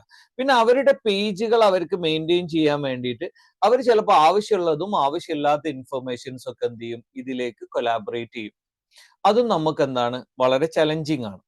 അപ്പൊ അതുകൊണ്ട് നമ്മൾ ഡെയിലി നമ്മളുടെ സിലബസ് എന്താണോ നമ്മളുടെ സിലബസ്, ആ സിലബസ് വെച്ചിട്ട് നമ്മൾ എന്ത് ചെയ്യുക, PYQ ക്വസ്റ്റ്യൻ അനാലിസിസ് ചെയ്യുക. എന്നിട്ട് നമ്മളുടെ സിലബസിൽ ഇമ്പോർട്ടന്റ് ആണോ, ഓരോ പത്രത്തിന്റെ ഓരോ ന്യൂസും അല്ലെങ്കിൽ ഹെഡിങ് വായിക്കുമ്പോൾ തന്നെ ആദ്യം ഒന്നും മനസ്സിലാവില്ല, പിന്നെ നമ്മൾ എന്ത് ചെയ്യും, അത് യൂസ്ഡ് ആവും. അപ്പൊ ആദ്യം നിങ്ങൾക്ക് മനസ്സിലാവാത്ത സ്ഥലത്താണ് ഒരു മെന്ററുടെ സഹായം എന്ത് ചെയ്യുന്നത് നിങ്ങൾക്ക് ആവശ്യമായിട്ട് വരുന്നത്. അതിനാണ് നിങ്ങൾ എന്ത് ചെയ്യുന്നത്, ഇതുപോലെ ഇപ്പൊ ഹിൽസിനായി പോലെയുള്ള ഏതെങ്കിലും ഇൻസ്റ്റിറ്റ്യൂട്ടിനെ നിങ്ങൾ അപ്രോച്ച് ചെയ്യുന്ന എന്താണ്, നിങ്ങൾക്ക് ഈ ഒരു മെന്റർ എന്ന് പറയുന്ന ഒരു ഗ്യാപ്പ് ഫില്ല് ചെയ്യാൻ. അല്ലാതെ നിങ്ങൾക്ക് ആവശ്യമുള്ള മെറ്റീരിയൽസ് ഒക്കെ എന്ത് ചെയ്യും, ഈ പറയുന്ന മാർക്കറ്റിൽ അവൈലബിൾ ആയിരിക്കും. പക്ഷെ നിങ്ങൾ എന്ത് വായിക്കണം വായിക്കരുത് എന്ന് നിങ്ങൾക്ക് ഡിറക്ഷൻ തരാൻ വേണ്ടിയിട്ടാണ് ഒരു മെന്റർ. ഇവിടെയാണ് ഒരു കോച്ചിങ് ഇൻസ്റ്റിറ്റ്യൂട്ട് എന്ത് ചെയ്യുന്നത് ഇമ്പോർട്ടന്റ് ആകുന്നത്. ഇനി ഞാൻ നേരത്തെ പറഞ്ഞ 3 ടോപ്പിക്സ് ഞാൻ വളരെ പെട്ടെന്ന് ഒരു 10 മിനിറ്റോട് ഞാൻ കവർ ചെയ്യും. ബാക്കിയുള്ള ഒരു 20 to 40 മിനിറ്റ്സ് നിങ്ങൾക്ക് എന്തെങ്കിലും ഡൗട്ട്സ് ക്ലിയർ ചെയ്യാനുള്ളതാണ്. ഓപ്പറേഷൻ സിന്ദൂർ എന്താണ്, പഹൽഗാമിൽ ടെറർ അറ്റാക്ക് നടന്നു, അതിന് ഇന്ത്യ റെസ്പോണ്ട് ചെയ്ത രീതിയാണ് എന്ത് ചെയ്യുന്നത്, ആ ഒരു മീൻസ് പ്രൊജക്റ്റിനെയാണ് നമ്മൾ പ്രൊജക്ട് എന്താണ് മീൻസ് സിന്ദൂർ എന്ന് പറയുന്നത്, ഓപ്പറേഷൻ സിന്ദൂർ എന്ന് പറയുന്നത് അല്ലെ. അപ്പൊ ഈ പറയുന്ന പെഹൽഗാം ടെറർ അറ്റാക്കിൽ 26 സിവിലിയൻസ് എന്ത് ചെയ്യുന്നുണ്ട്, മരിച്ചിട്ടുണ്ട്. സിവിലിയൻസ് എന്ന് പറഞ്ഞാൽ സാധാരണക്കാർ, പൗരന്മാർ എന്നാണ്. സാധാരണ രീതിയിൽ യുദ്ധത്തിൽ എന്ത് ചെയ്യും, ഈ പറയുന്ന രീതിയിൽ മിലിറ്ററി ഉണ്ടാവും അല്ലെ, മിലിറ്ററി പേഴ്സൺസ് ഉണ്ടാവും, അല്ലെങ്കിൽ നമ്മൾ ഈ പറയുന്ന തീവ്രവാദികളെ പോലെയുള്ള മിലിറ്റൻസ് ഉണ്ടാവും. ഇവര് രണ്ടും അല്ലാത്ത ആളുകളെയാണ് നമ്മൾ സിവിലിയൻസ് എന്ന് പറയാം. ഇപ്പം ഇന്ത്യയും പാകിസ്ഥാനും തമ്മിലുള്ള യുദ്ധത്തിൽ പാകിസ്ഥാന്റെ പട്ടാളക്കാർ മരിച്ചു, അല്ലെങ്കിൽ ഇന്ത്യയുടെ പട്ടാളക്കാർ മരിച്ചു, അവര് ആർമി പേഴ്സൺസ് ആണ്, അവർ സിവിലിയൻസ് അല്ല. അതേ സമയത്ത് പാകിസ്ഥാൻ ഒരു മിസൈൽ ഇട്ടതിൽ എന്ത് ചെയ്തു, ജമ്മു ആൻഡ് കാശ്മീരിലോ അല്ലെങ്കിൽ ആ റീജിയൻസിലുള്ള ഒരു ഗ്രാമത്തിലുള്ള കുറച്ച് ആളുകൾ മരിച്ചു. അവര് പട്ടാളല്ല, അവര് മിലിറ്റൻസും അല്ല. അങ്ങനത്തെ ആളുകളെയാണ് നമ്മൾ സിവിലിയൻസ് എന്ന് പറയുന്നത്. ഇതിലൊരു നേപ്പാളി ടൂറിസ്റ്റ് കൂടി ഉണ്ടായിരുന്നു. ബ്രൂട്ടൽ ടെറർ അറ്റാക്ക് ആയിരുന്നു. ഇത് റെസിസ്റ്റൻസ് ഫ്രണ്ട് എന്ന് പറയും. ഇത് ലഷ്കർ എ തൊയ്ബയുമായിട്ട് റിലേറ്റഡ് ആയിട്ടുള്ള ഒരു ഓർഗനൈസേഷൻ ആണ് നടത്തിയത് എന്നാണ് പറയുന്നത്. അപ്പൊ ഇതിന് റെസ്പോണ്ട് ആയിട്ട് ഇന്ത്യ ചെയ്ത ഓപ്പറേഷന്റെ പേരാണ് ഓപ്പറേഷൻ സിന്ദൂർ.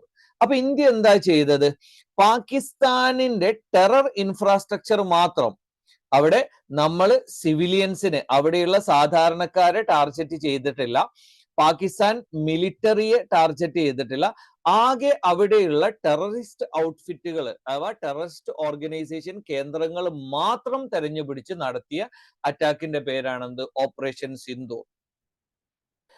ഇത് വളരെ ഫോക്കസ്ഡ് ആണ്, മെഷേർഡ് ആണ്, നോൺ എസ്കലേറ്ററി ആണ്. അപ്പൊ നമ്മൾ പാകിസ്ഥാന്റെ ഒരു മിലിറ്ററി കേന്ദ്രവും നമ്മൾ തകർത്തിട്ടില്ല, അതേപോലെ തന്നെ അവിടെയുള്ള ഒരു പാകിസ്ഥാനി പൗരനെയും നമ്മൾ അറ്റാക്ക് ചെയ്തിട്ടില്ല.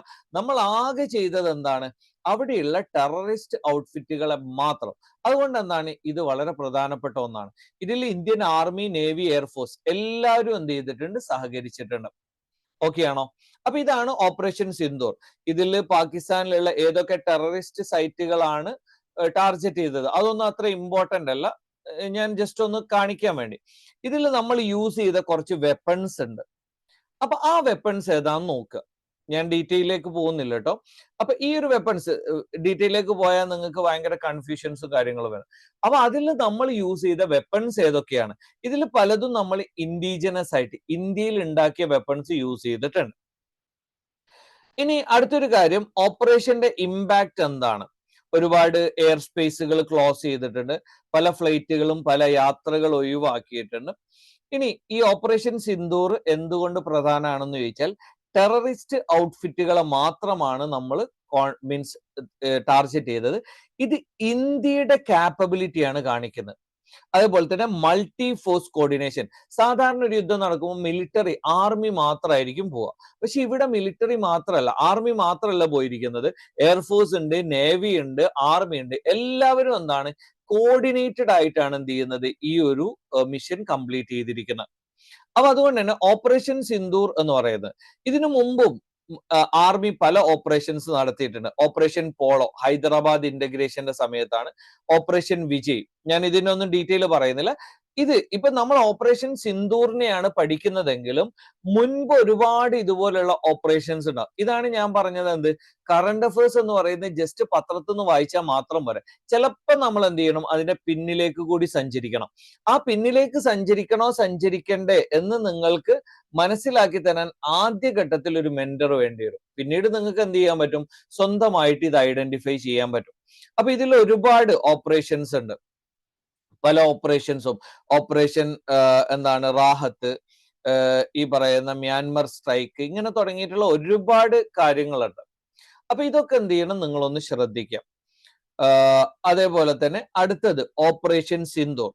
ഇതൊരു മിലിറ്ററി ഓപ്പറേഷൻ ആണ്, ഓപ്പറേഷൻ സിന്ദൂർ എങ്കിൽ ഓപ്പറേഷൻ സിന്ധു എന്ന് പറയുന്നത് ഇറാനിൽ നിന്ന് ഇന്ത്യൻ പേഴ്സണൽസിനെ അർമീനിയ വഴി ഇവാക്വേറ്റ് ചെയ്യുന്ന ഒരു പ്രശ്നം. അവ ഇറാനും ഇസ്രായേലും തമ്മിൽ പ്രശ്നം ഉണ്ടായപ്പോൾ ഇന്ത്യൻ പേഴ്സൺസ് അവര് ഡേഞ്ചറിലാണല്ലോ, ആ ഇന്ത്യൻ പേഴ്സൺസിന് എന്ത് ചെയ്യുക, അവിടുന്ന് സേഫ് ആയ സ്ഥലത്തേക്ക് ഇവാക്വേറ്റ് ചെയ്യുക. അതിനുള്ള ഒരു മിഷനാണ് ഓപ്പറേഷൻ സിന്ധു. അപ്പൊ ഒന്നെന്തായിരിക്കും, മിലിറ്ററി ആണ്. രണ്ടാമത്തേത് എന്താണ്, ഒരു സിവിലിയൻ കാഷ്വാലിറ്റി മിഷൻ ആയിട്ടുള്ളതാണ് ഓപ്പറേഷൻ സിന്ധു. ഇതിൽ നിങ്ങൾ മനസ്സിലാക്കേണ്ട ഒരു കാര്യം, ഇതാണ് ഇറാൻ എന്ന് പറയുന്ന രാജ്യം. ഇതുപോലെയുള്ള ഏത് കൺട്രിയുമായി ബന്ധപ്പെട്ട കാര്യങ്ങൾ വന്നാലും നിങ്ങൾ ആദ്യം പോയിട്ട് ചെയ്യേണ്ടത് എന്താ, ആ രാജ്യത്തിന്റെ മാപ്പ് ഒന്ന് പഠിക്കുക. ആ രാജ്യത്തിന്റെ മാപ്പിൽ ഇറാനുമായിട്ട് നമ്മളിപ്പോ അർമീനിയ വഴിയാണ് എന്ത് ചെയ്യുന്നത്, ഇപ്പൊ അർമീനിയ ഇതാണ്, ഓക്കെ. അപ്പൊ ഈ അർമീനിയ വഴിയാണ് നമ്മൾ എന്ത് ചെയ്യുന്നത്, ഇവരെ ഇവാക്വേറ്റ് ചെയ്തിരിക്കുന്നത്. അപ്പൊ നമുക്ക് ഇവിടെ ഒരുപാട് ഓപ്ഷൻ ഇല്ലേ, അസർബൈജാൻ ഇല്ലേ, തുർക്ക്മെനിസ്ഥാൻ ഇല്ലേ, അഫ്ഗാനിസ്ഥാൻ ഇല്ലേ, പാകിസ്ഥാൻ ഇല്ലേ, ഇറാഖ് ഇല്ലേ, അതേപോലെ തന്നെ ഇവിടെ ടർക്കി ഇല്ലേ. ഇതുപോലെ പല ഓപ്ഷൻസ് ഉണ്ടായിട്ടും നമ്മൾ എന്തുകൊണ്ട് അർമീനിയ മാത്രം സെലക്ട് ചെയ്തു എന്നുള്ളൊരു ചോദ്യമുണ്ട് ഇല്ലേ. എനിക്ക് ചോദിക്കാനുണ്ട്. കാരണം ഇറാനിൽ നിന്ന് നമുക്ക് ഇവാക്വേറ്റ് ചെയ്യണമെങ്കിൽ ഈ പറയുന്ന എത്രയും, പാകിസ്ഥാൻ എന്ന് പറയുന്ന ഓപ്ഷൻ ഉണ്ട്, അഫ്ഗാനിസ്ഥാൻ ഉണ്ട്, തുർക്ക്മെനിസ്ഥാൻ ഉണ്ട്, പിന്നെ അസർബൈജാൻ ഉണ്ട്, പിന്നെ അർമീനിയ ഉണ്ട്, ടർക്കി ഉണ്ട്, ഇറാഖ് ഉണ്ട്. ഇത്രയും ഓപ്ഷൻസ് ഉണ്ടായിട്ടും നമ്മൾ എന്താണ്, അർമീനിയ മാത്രമാണ് സെലക്ട് ചെയ്തിരിക്കുന്നത്. പിന്നെ നമുക്കിവിടെ കാസ്പിയൻ സീ റൂട്ട് എന്നാണ്, കുറച്ചുകൂടി വൾണറബിൾ ആണെന്ന് വെക്കാം. കാരണം ഇവിടെ പേർഷ്യൻ ഗൾഫ് ഉണ്ട്, അതേപോലെ തന്നെ straight of Hormuz, Indian ocean. അപ്പൊ ഇങ്ങനെ തുടങ്ങിയിട്ട് മാപ്പിൽ ഈ രാജ്യവുമായിട്ട് അതിർത്തി പങ്കിടുന്ന രാജ്യങ്ങൾ ആരൊക്കെയാണ്, നോർത്തിൽ ആരാണ്, സൗത്തിൽ ആരാണ്, നോർത്ത് ഈസ്റ്റിൽ ആരാണ്, നോർത്ത് വെസ്റ്റിൽ ആരാണ്. അഥവാ ഈ ഒരു മാപ്പ് പഠിച്ചാലുള്ള ഒരു അഡ്വാൻറ്റേജ് എന്ന് പറഞ്ഞാൽ, നിങ്ങൾ കുറേ സമയം എടുത്ത് തിയററ്റിക്കൽ ആയിട്ട് പഠിക്കുന്ന കാര്യങ്ങൾ ജസ്റ്റ് ഒരു മാപ്പ് നോക്കിയാൽ നിങ്ങൾക്ക് എന്ത് ചെയ്യും, മനസ്സിലാവും. നിങ്ങളിപ്പോ സ്റ്റേറ്റ്മെന്റ് ആയിട്ട് ഇറാന്റെ നോർത്തിൽ തുർക്ക്മെനിസ്ഥാനാണ്, അതേപോലെ തന്നെ ഇറാന്റെ നോർത്തിൽ അസർബൈജാൻ ഉണ്ട്, അർമീനിയ ഉണ്ട്. ഇത് നിങ്ങൾ പഠിച്ചു വെക്കുന്നതിനെക്കാട്ടും നല്ലത് നിങ്ങൾ ഈ ഒരു മാപ്പ് ഒന്ന് ശ്രദ്ധിച്ചു നോക്കിയാൽ നിങ്ങൾക്ക് ഈ പറയുന്ന എല്ലാ കാര്യങ്ങളും വളരെ സിമ്പിൾ ആയിട്ട് എന്ത് ചെയ്യും, ഇവിടുന്ന് മനസ്സിലാവുന്ന ഒരു കാര്യമാണ്. അപ്പൊ നമ്മൾ എന്താണ് ഈ പറയുന്ന അർമീനിയ എന്തുകൊണ്ട് സെലക്ട് ചെയ്തു എന്ന് വെച്ചാൽ, ഇറാനുമായിട്ട് ബോർഡറിങ് കൺട്രിയാണ്. പിന്നെ ഈ ഒരു ഹൈവേ 730 കിലോമീറ്റർ ഹൈവേ ടെഹ്റാനുമായിട്ട് കണക്റ്റഡ് ആണ്. ഇത് പ്രാക്ടിക്കൽ സേഫ് ആയിട്ടുള്ള ഒരു സോണാണ്. അതുകൊണ്ടാണ് നമ്മൾ എന്ത് ചെയ്യുന്നത്, ഇത് സെലക്ട് ചെയ്തത്. പിന്നെ നമുക്ക് പാകിസ്ഥാൻ ഓപ്ഷൻ ഉണ്ടായിരുന്നു, ടർക്കി അസർബൈജാൻ ഓപ്ഷൻ ഉണ്ടായിരുന്നു, അഫ്ഗാനിസ്ഥാൻ ഓപ്ഷൻ ഉണ്ടായിരുന്നു, ഇറാഖ്, തുർക്ക്മെനിസ്ഥാൻ. പാകിസ്ഥാൻ ഓപ്പറേഷൻ സിന്ദൂർ ഒക്കെ കഴിഞ്ഞുകൊണ്ട് പാകിസ്ഥാനിലൂടെ കൊണ്ടുവരിക എന്ന് പറയുന്നത് ഒരിക്കലും പോസിബിൾ അല്ല. രണ്ടാമത്തെ ടർക്കി അസർബൈജാൻ, ഇവരൊക്കെ പാകിസ്ഥാനുമായിട്ട് എന്താണ് അലൈൻഡ് ആയിട്ട്, അല്ലെങ്കിൽ പാകിസ്ഥാനുമായിട്ട് ബന്ധമുള്ള രാജ്യമാണ്. അപ്പൊ അവർ ഇന്ത്യയെ സപ്പോർട്ട് ചെയ്യണം എന്നില്ല. ഇനി അഫ്ഗാനിസ്ഥാൻ നമ്മൾ ഒഴിവാക്കിയത് എന്താണ്, താലിബാനുമായിട്ട് നമുക്ക് അത്ര വലിയ ഡിപ്ലോമാറ്റിക് റിലേഷൻ ഒന്നുമില്ല. ഇനി ഇറാഖ് എന്ന് പറയുന്നത് ഒരു കോൺഫ്ലിക്ട് സോൺ ആണ്. ടർക്ക്മെനിസ്ഥാൻ എന്ന് പറയുന്നത് എന്താണ്, ഇവിടെ അണ്ടർ ഡെവലപ്ഡ് ഇൻഫ്രാസ്ട്രക്ചർ ആണ്. പിന്നെ നമുക്ക് ഏറ്റവും ഫീസിബിൾ ആയിട്ടുള്ള ഓപ്ഷൻ എന്ന് പറയുന്നത് എന്താണ്, അർമീനിയ ആണ്. അതുകൊണ്ടാണ് നമ്മൾ എന്ത് ചെയ്ത് അർമീനിയ യൂസ് ചെയ്തിരിക്കുന്നത്. പിന്നെ ഇതിനു മുമ്പും ഒരുപാട് ഓപ്പറേഷൻസ് നടത്തിയിട്ടുണ്ട്, ഇവാക്വേഷൻ ഓപ്പറേഷൻസ്. അതൊന്ന് ശ്രദ്ധിക്കുക. ഓപ്പറേഷൻ ഗംഗ ഉക്രൈനിൽ നിന്നുള്ളതായിരുന്നു. പിന്നെ എന്താണ് 2021 ഓപ്പറേഷൻ ദേവി ശക്തി താലിബാൻ ടേക്ക് ഓവറിന്റെ സമയത്തുള്ള ഇവാക്വേഷൻ ആയിരുന്നു. ഓപ്പറേഷൻ സമുദ്ര സേതു, ഇത് COVID-19 സമയത്ത് ഉണ്ടായിരുന്നതാണ്. വന്ദേ ഭാരത് അതിന്റെ ഭാഗമായിട്ടുള്ളതാണ് ഓപ്പറേഷൻ സമുദ്ര സേതു. ദെൻ ഇതുപോലെയുള്ള ഒരുപാട് ഓപ്പറേഷൻസ് നടന്നിട്ടുണ്ടാവും. അതൊക്കെ നമ്മൾ എന്ത് ചെയ്യുക, ഒന്ന് പഠിച്ചു വെക്കാം. ദെൻ ഇത് ഞാൻ ഉൾപ്പെടുത്തിയത് എന്തിനാണെന്ന് ചോദിച്ചാൽ, ഈ പറഞ്ഞ രണ്ടും, ഓപ്പറേഷൻ സിന്ദൂർ ആയാലും ഓപ്പറേഷൻ സിന്ധു ആയാലും, ഇത് രണ്ടും പ്യുവർലി കറണ്ട് അഫയേഴ്സ് ആണ് അല്ലെ. അത് പ്യുവർലി കറണ്ട് അഫയേഴ്സ് ആണ്. അത് നമ്മളെ സബ്ജക്ട് റിലേറ്റഡ് ആയിട്ടുള്ള ടോപ്പിക് ഒന്നുമല്ല. അതേ സമയത്ത് അത് നമ്മൾ എന്താണ് മീൻസ് അതിന്റെ ബാക്ക്ഗ്രൗണ്ട് ഹിസ്റ്ററി ഒക്കെ ചെക്ക് ചെയ്യുമ്പോൾ നമ്മളൊരു സബ്ജക്ട് പോലെ പഠിക്കേണ്ടി വരുന്നു മാത്രം.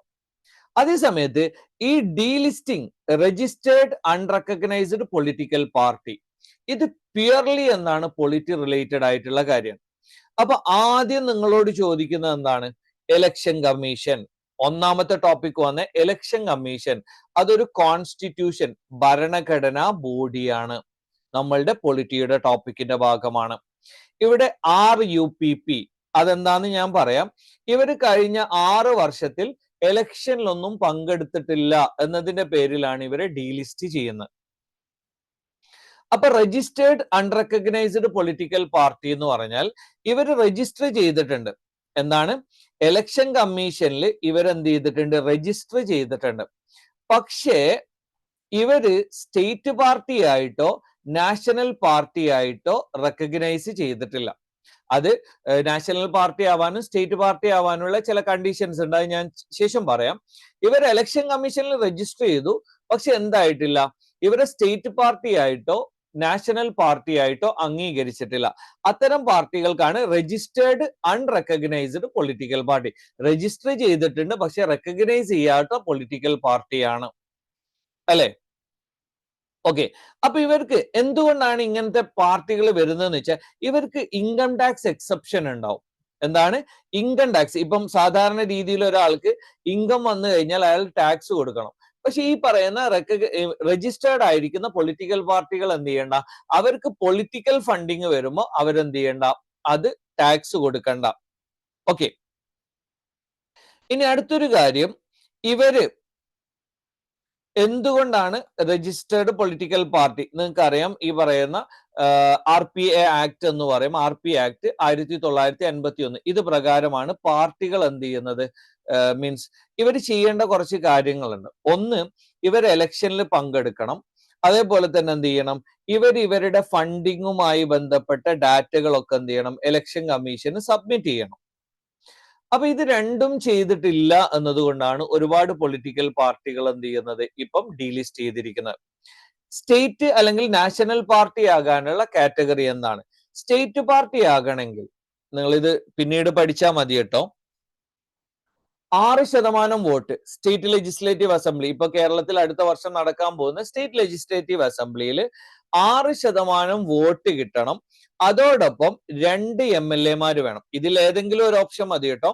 6% വോട്ട് 2 MLA, അല്ലെങ്കിൽ ലോക്സഭാ തെരഞ്ഞെടുപ്പിൽ 6% വോട്ട് ഒരു ലോക്സഭാ MP, അല്ലെങ്കിൽ അസംബ്ലി സീറ്റിന്റെ 3%. ഇപ്പൊ 100 സീറ്റാണ് ഉള്ളതെങ്കിൽ അതിന്റെ 3%, 3 സീറ്റെങ്കിലും, അപ്പൊ വോട്ട് വേണമെന്നില്ല, ഇത്ര പെർസെന്റേജ് വോട്ട് വേണമെന്നില്ല, 3 സീറ്റ് കിട്ടിയിട്ടുണ്ടാവുക, 3% സീറ്റ്. അല്ലെങ്കിൽ എന്താണ്, 20 ലോക്സഭാ സീറ്റുകൾക്ക് ഒരു MP എന്ന് പറയുന്ന രീതിയിൽ. ഇപ്പൊ ഫോർ എക്സാമ്പിൾ ഒരു സ്റ്റേറ്റിന് 50 ലോക്സഭാ സീറ്റുകളുണ്ട്. അപ്പൊ അതിൽ ഒരു MP എന്ന് അഥവാ 25-ന് ഒരു MP. അപ്പൊ എന്ത് ചെയ്യണം, 2 MP അവരെന്ത് ചെയ്യും, ഈ പറയുന്ന സ്റ്റേറ്റ് പാർട്ടി ആയിട്ട് റെക്കഗ്നൈസ് ചെയ്യും. അല്ലെങ്കിൽ ലോക്സഭയിലോ സ്റ്റേറ്റ് ലെജിസ്ലേറ്റീവ് അസംബ്ലിയിലോ 8% വോട്ട് കിട്ടണം. അവ ഒരു MP-യും വേണ്ട, MLA-യും വേണ്ട, എന്ത് ചെയ്താൽ മതി, 8% വോട്ട് കിട്ടിയാൽ മതി. ഈ പറയുന്ന ഏതെങ്കിലും ഒരു കണ്ടീഷൻ സാറ്റിസ്ഫൈ ചെയ്തിട്ടുണ്ടെങ്കിൽ അവർ സ്റ്റേറ്റ് പാർട്ടിയാണ്. ഇനി 4 അതിലധികമോ സ്റ്റേറ്റുകളിൽ ഒരു പാർട്ടി സ്റ്റേറ്റ് പാർട്ടിയാണ്. നേരത്തെ പറഞ്ഞ കണ്ടീഷൻ അനുസരിച്ച് 4 സ്റ്റേറ്റുകളിൽ ഈ ഒരു പൊളിറ്റിക്കൽ പാർട്ടി സ്റ്റേറ്റ് പാർട്ടിയാണെങ്കിൽ അവരെ നമ്മൾ എന്ത് ചെയ്യും, നാഷണൽ പാർട്ടി ആയിട്ട് പരിഗണിക്കും. ദെൻ അല്ലെങ്കിൽ എന്താണ്, നേരത്തെ പറഞ്ഞ പോലെ 6% എന്ത് ചെയ്യണം, വോട്ട് 4 സ്റ്റേറ്റുകളിൽ വേണം, 4 ലോക്സഭാ സീറ്റുകൾ വേണം, അല്ലെങ്കിൽ ലോക്സഭാ സീറ്റിന്റെ 2% സീറ്റ് വേണം. അപ്പൊ ഇത്രയും കാര്യങ്ങളാണ് എന്ത് ചെയ്യുന്നത്, നമ്മൾ കണ്ടീഷൻസ് പറയുന്നത്.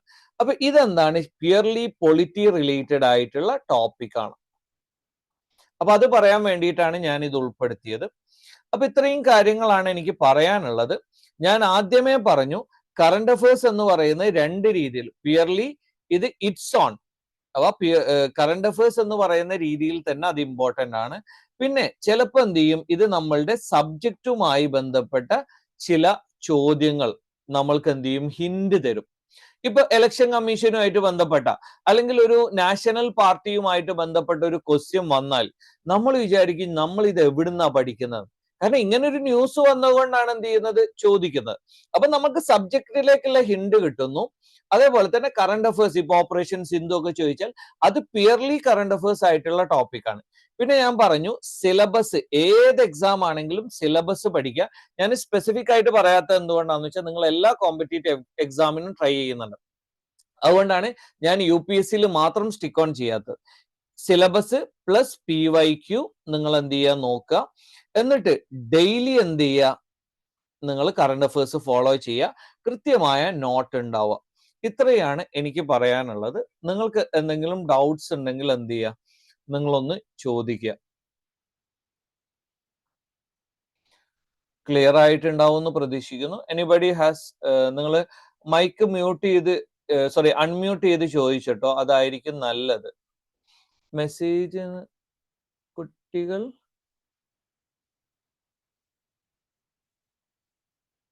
വൺ സെക്കൻഡ്, ഞാൻ ചാറ്റ് ഒന്ന് നോക്കാം.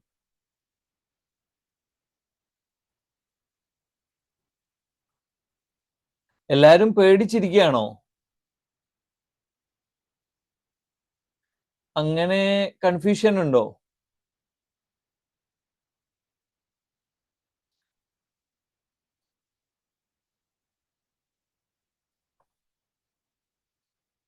ഓക്കെ, ആർക്കും ഡൗട്ട്സ് എന്തെങ്കിലും ഉണ്ടോ?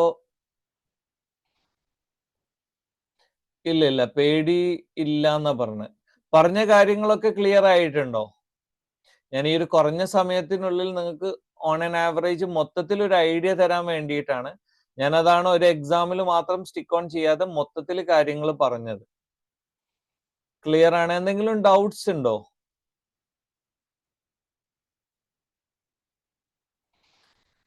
ഓക്കെ, നിങ്ങൾ ഇപ്പം പ്രത്യേകിച്ച് കോമ്പറ്റീറ്റീവ് എക്സാം ആണെങ്കിൽ നിങ്ങൾ എന്ത് ചെയ്യണം, ഇപ്പൊ ഞാൻ നേരത്തെ പറഞ്ഞതിന്റെ ബാക്കിയായിട്ട് പറയാണ്, നിങ്ങൾ ഡൗട്ട്സ് ഒന്നും ഇല്ല എന്ന് പറഞ്ഞുകൊണ്ട് ഞാൻ പറയാണ്, നമ്മൾ എപ്പോഴും എന്ത് ചെയ്യണം, ക്വസ്റ്റ്യൻസ് ചോദിച്ചുകൊണ്ടേ ഇരിക്കണം. ഇപ്പൊ ഓപ്പറേഷൻ സിന്ദൂർ എന്ന് പറയുന്ന ഒരു ഓപ്പറേഷൻ വന്നു. അപ്പൊ നമ്മൾ തിരിച്ചു ചോദിക്കണം, ഈ ഓപ്പറേഷൻ സിന്ദൂർ മാത്രമേ നടന്നിട്ടുള്ളൂ, ഇതിനു മുമ്പ് വല്ല ഓപ്പറേഷനും നടന്നിട്ടുണ്ടോ? അവ ഈ പറയുന്ന ടെററിസ്റ്റ് അറ്റാക്കുകളുമായി ബന്ധപ്പെട്ട എന്തെങ്കിലും ഓപ്പറേഷൻസ് ഉണ്ടോ? അപ്പൊ നമ്മൾ എന്ത് ചെയ്യണം, ഒരു UPSC ആസ്പിറന്റ് അല്ലെങ്കിൽ ഒരു കോമ്പറ്റീറ്റീവ് എക്സാം ആസ്പിറന്റ് ആണെങ്കിൽ നമ്മൾ നിരന്തരം ചോദ്യങ്ങൾ ചോദിച്ചുകൊണ്ടേയിരിക്കണം. ഓക്കെ, അല്ല നിങ്ങൾക്ക് ക്ലിയർ ആയിട്ടുണ്ട് എന്നുള്ളത് കേട്ടതിൽ സന്തോഷമുണ്ട്. ഇനി എന്തെങ്കിലും ഡൗട്ട്സോ കാര്യങ്ങളോ ഉണ്ടെങ്കിൽ നിങ്ങളൊന്ന്.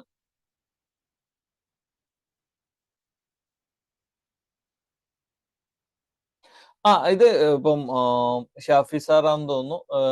നമുക്ക് ഞാനതാണ് പറഞ്ഞത്, കറണ്ട് അഫയേഴ്സ് എന്നല്ല, എല്ലാ ടോപ്പിക്കിലും നിങ്ങൾക്ക് എന്ത് ചെയ്യണം, ഒരു മെന്റർ ആവശ്യമാണ്.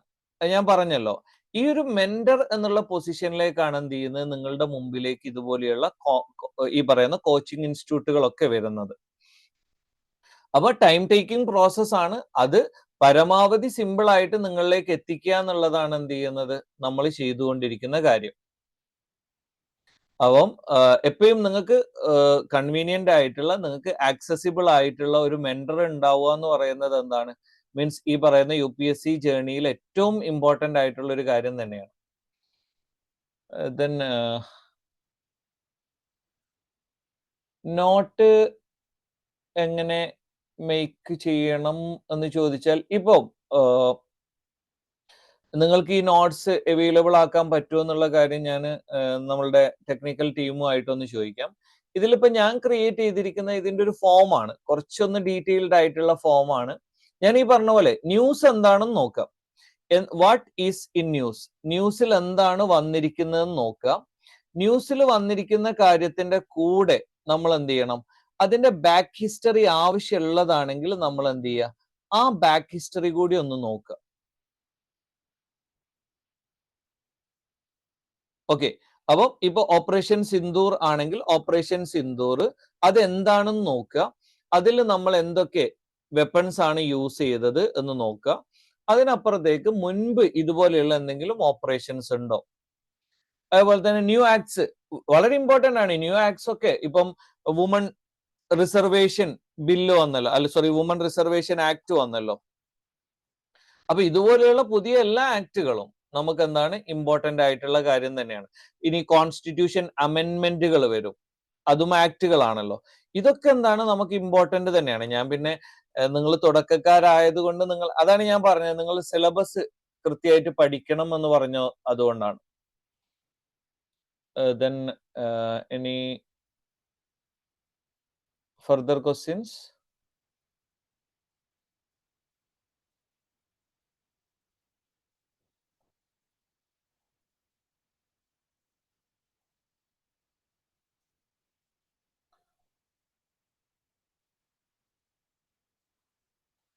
ക്വസ്റ്റ്യൻസ് ഒന്നും ഇല്ലാന്ന് തോന്നുന്നു.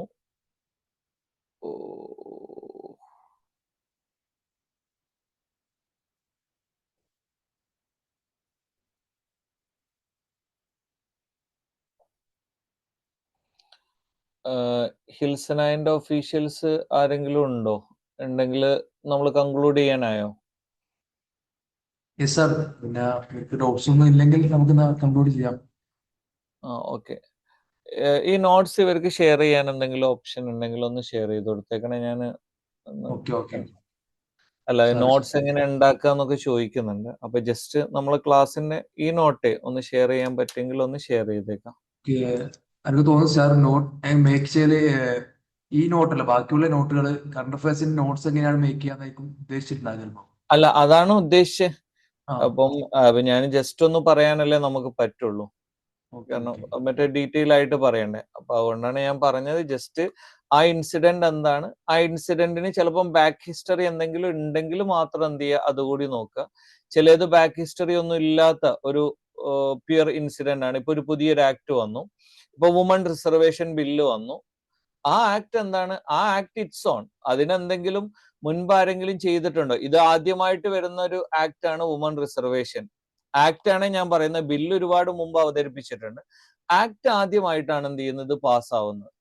അപ്പൊ അതിന് കൂടുതൽ ബാക്ക് ഹിസ്റ്ററി ഒന്നും ഉണ്ടാവില്ല, കാരണം ഇത് മുമ്പ് വന്നൊരു ബില്ലോ അല്ലെങ്കിൽ അതെന്ത് ചെയ്തിട്ടില്ല, അമെന്റ്മെന്റ് ഒന്നും വന്നിട്ടില്ല.